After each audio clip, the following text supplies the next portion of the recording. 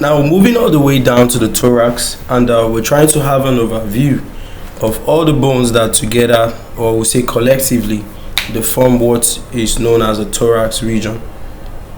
So they call them the thoracic vertebrates, and you could actually see them here, from T1, T2, T3, T4, T5, T6, T7, T8, T9, T10, T11, T12. So together there are actually 12 of them.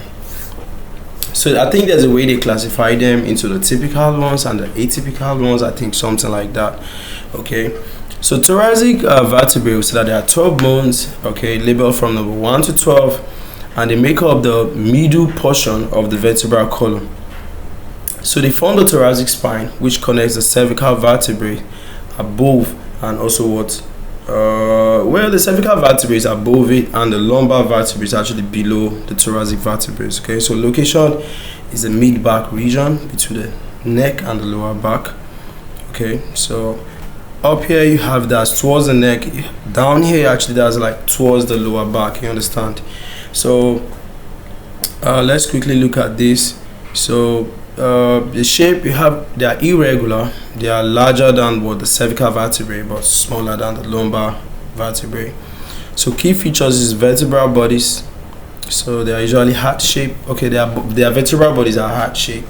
So this is what the vertebral body. Can I say it like a heart? Spinous process. You see that. Transverse process. You see that. Costal facet. You see the costal facet. Then you have the vertebral foramen. Okay, so articulations, up they join with the cervical vertebrae, while down they join with the lumbar vertebrae, and on the sides you have the ribs joining with it. Okay, so it's from it that the ribs now come out to actually come to the front. Okay, so that's a beautiful anatomy there.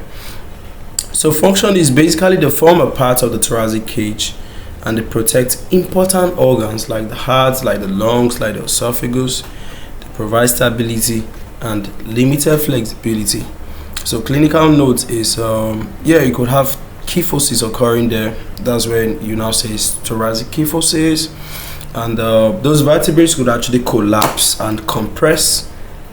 And that's where you say what? You have a compression fracture. We'll get to talk about all of that. I should know that what nerves are actually coming out of here. Nerves are coming out of here. So when it compresses, it can lead to a compression syndrome where a nerve is now compressed.